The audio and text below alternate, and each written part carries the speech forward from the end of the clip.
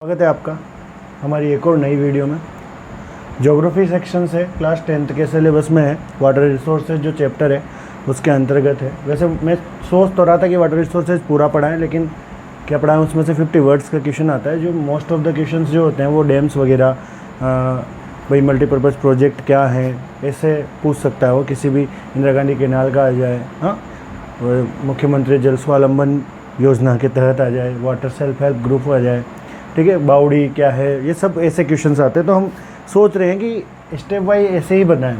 Chambal project का भी बना देंगे। चंबल प्रोजेक्ट तो सॉरी पहले से बनी हुई है, तो आप देख सकते हैं, मैं इसमें लिंक दे दूंगा उसका। भाई हम आज बात करेंगे उस डैम के बारे में जो वर्ल्ड फेमस है, मतलब हमारा नाम ऊंचा किया है। हमने कुछ काम आज़ादी के बाद बहुत अच्छे किए हैं, उनमें से एक काम ये भी है भाखरा नागल डैम का जो हमने बनाया है ना। इसको बहुत मतलब वर्ल्ड का सबसे स्ट्रेट डैम्स में से सबसे बड़ा है ये। स्ट्रेट डैम बोले तो सीधा डैम, ठीक है, और कंक्रीट और एलिवेटेड पिलर से बना हुआ है। सब बताऊंगा, आराम से समझाऊंगा। तो शुरू करते हैं। भाखरा नागल डैम, सबसे पहली बात तो ये बताऊं मैं आपको कि ये एक डैम नहीं है। भाखरा और नागल अलग अलग डैम्स हैं, ठीक है। कहाँ है भाई? बिलासपुर में, ठीक है।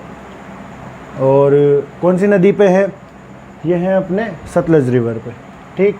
स्टार्टेड हुए थे 1948 में और कंप्लीटेड हुआ 1963 में, ठीक है। अब देखो किस तरीके से बना हुआ है। थोड़ा मैप मैंने इसका एक लाइन मैप बनाने की कोशिश की है, ना तो ये एक्चुअल मैप है, एक केवल नॉर्मल लाइन मैप है। तो एक जगह है यहाँ पर भाखरा नागल डैम बनाया गया। एक नैरो जगह है, अधिकतर जो डैम्स होते हैं वो नैरो जगह पे बनते हैं, आराम से जो पानी वहाँ से ऊंचाई से गिरा सके और कम कंस्ट्रक्शन लगे। सबसे बड़ी बात तो वहाँ से ये डैम, यहाँ से पानी निकलता है, मतलब वो नदी, फिर मतलब इसके पीछे जो एक जगह है जहाँ पे जल संग्रह होता है, वाटर कलेक्शन, उसका नाम है गोविंद सागर। ये मैन मेड, मतलब मैन मेड ही है, मतलब इंसान के द्वारा ही बनी है। सबसे बड़ी लेक बन जाती है ये, ठीक है, गोविंद सागर इस कलेक्शन में, वाटर कलेक्शन में। भाई भाखरा नागल डैम, भाखरा डैम के बाद में उससे 13 किलोमीटर दूर, ये जो लेंथ है वो 13 किलोमीटर दूर है, मतलब 13 किलोमीटर बिलो नीचे। वहाँ पर एक नांगल जगह है, नांगल जगह, वहाँ पर इन्होंने एक नांगल डैम बनाया। और उसका जो निर्माण किया गया, उसका टारगेट ये था कि भाई यहाँ से नहरें निकाल कर इरीगेशन और पोर्टेबल वाटर सप्लाई कर सके।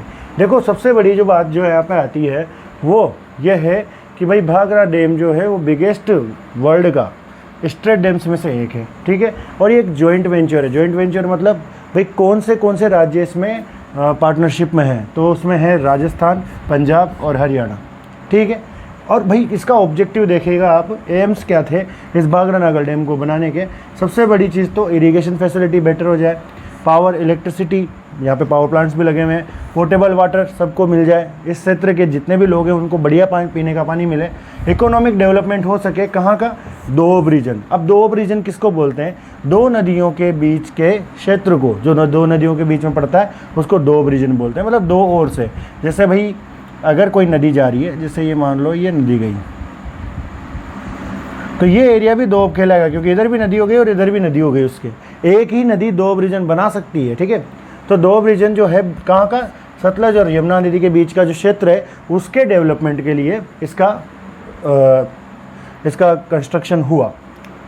अब भाई क्या होता है, दो डैम बनाए गए। कौन कौन से? भाखरा नागल डैम है जिसकी लेंथ 518.16 मीटर है, हाइट 167.64 मीटर है, और इसको बनाया गया एलिवेटेड पिलर्स, खंभों पे, और सीमेंट और कंक्रीट के बने हुए थे वो खंभे, उनके माध्यम से। अब आता है नांगल डैम जो 13 किलोमीटर लोअर एक प्लेस पे बनाया गया है, इस मेन डैम से 13 किलोमीटर दूर, 13 किलोमीटर लिख देता हूँ मैं, और नांगल जगह पर बनाया गया। इसका टारगेट जो था कलेक्टिव करना, जो एडिशनल वाटर है, मतलब जैसे बस मान लो अगर ये जो जगह है यहाँ भर गया पानी, पूरा डैम भर चुका है, तो वहाँ से जो फिर एक्स्ट्रा पानी, कभी बारिश ज़्यादा हो जाए तो उस पानी को रोकने के लिए और उसका यूटिलाइजेशन करने के लिए इसको बनाया गया, ठीक है। और कैनाल कार्व्ड की गई, इससे बहुत सारे कैनाल निकाली गई। भाखरा कैनाल है, उसमें नांगल कैनाल है, सरहिंद है, बिस्त दोअब कैनाल है, और पावर प्लांट्स लगाए गए 3 जगह पर। एक तो नांगल पावर प्लांट है, कोटला और गंगवाल में भी प्लांट्स लगाए गए। इसी तरीके से हम इसमें एक और भाखरा नागल पढ़ने के बाद अब हम पढ़ेंगे DVC, दामोदर वैली कॉरपोरेशन, इसमें अपन ने 2 डैम्स एक साथ पढ़ाए हैं, पहले भाखरा नागल पढ़ा दिया और अब डीवीसी पढ़ेंगे। डीवीसी जो है दामोदर के ऊपर है, दामोदर नदी है। वैसे नदी वो एक छोटे तौर पर है, मतलब बहुत सारी नदियों का एक संगम है पूरा, तो उसको दामोदर वैली, क्योंकि सबसे बड़ी नदी वहाँ पे दामोदर थी तो उसको एक दामोदर पूरा एक एरिया बोल दिया गया। दामोदर रूट है ये, दामोदर कैचमेंट एरिया है, जिसमें बहुत सारी उसकी ट्रिब्यूटरीज भी हैं, मैंने आपको मैप में बता रखा है। हाँ, बाराकर है, क्या नाम, दामोदर है, कोनार है, रूपनारायण है, ऐसी बहुत सारी यहाँ पर नदियाँ हैं। ठीक है, और अब हम पढ़ेंगे हमारा, देखो भाई हमारे 10th के लेवल पे हिसाब से पढ़ा रहा हूँ मैं। जब कभी भी अगर वो कुछ मांगता है तो वो आपको, अगर आप इनको भी लाइनों में बना के लिख दोगे तो आपके फुल मार्क्स आएंगे, कोई नहीं रोकने वाला, क्योंकि अपने को आंसर देना है वहाँ पे 50 वर्ड्स में। कितने वर्ड्स में? 50 वर्ड्स में। 50 वर्ड्स में मैं आंसर दे के ख़त्म करना है आंसर को। ठीक है, 2 मार्क्स का आता है इसमें से क्वेश्चन, 1 मार्क का मैप आता है। तो डीवीसी स्टार्ट हुआ 1948 में। ठीक है, और ये वेंचर था किसका, मतलब 2 राज्यों का मिलके है, WB और झारखंड। WB मतलब वेस्ट बंगाल। रिवर है दामोदर, जिसको सोरो बंगाल कहते हैं। बंगाल का सोरो इसलिए कहते हैं क्योंकि जब कभी ये बंगाल में भाई इधर से तो निकल जाएगी ये, झारखंड वगैरह बिहार वगैरह से तो निकल जाएगी, हाँ, लेकिन बट क्या होता है कि जब ये आगे जाती है तो नदी कहाँ पे ज़्यादा बाढ़ लाती है, जहाँ पे ढलान होती है, मतलब जहाँ, सॉरी, ढलान से मैदान में जब जाती है तो पश्चिम बंगाल में मैदानी भूभाग में आती थी ये थोड़ी सी, तो वहाँ पर बहुत सारे फ्लड लाती थी, बहुत सारे सॉइल इरोजन, और इसने रूट भी बहुत अब ख़राब काम कर रखा था।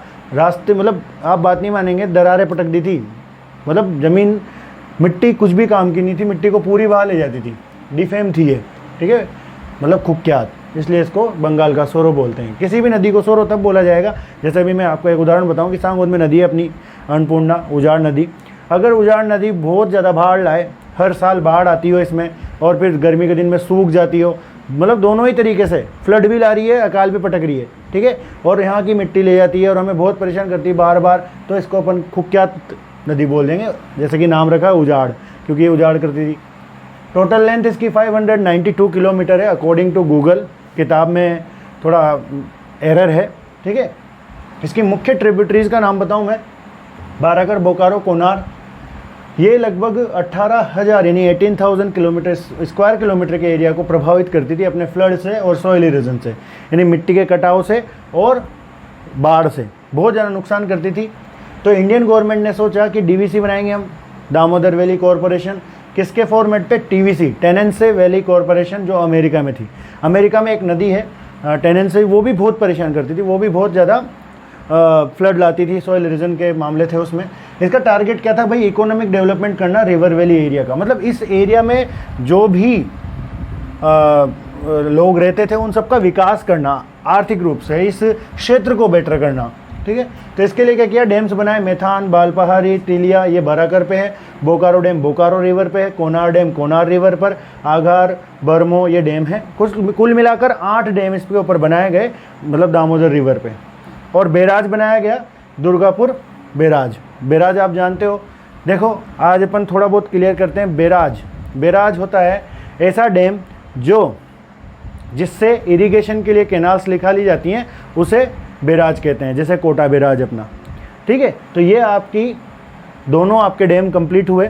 एक तो भाखरा नागल, मतलब 2, तो उसमें भी 2 डैम है, 3, और एक ये दामोदर जिसके अंदर 8 डैम है। ठीक है, 8 डैम पूरे नहीं, बट दामोदर वैली कॉरपोरेशन, यानी इस वैली में जितने भी डैम्स पड़ते हैं वो सारे के सारे उसमें आएंगे। और कोई प्रॉब्लम हो, कोई भी आपको सुझाव देना हो तो प्लीज़ कमेंट बॉक्स में कमेंट करें, और लाइक करें, डिसलाइक करें, जो मर्जी हो करें। अगर आप नए हैं, मेरी वीडियो को पहली बार देख रहे हैं, तो प्लीज़ उस लाल बटन को दबाएं और हमारी फैमिली से जुड़ें। जय हिंद, जय भारत।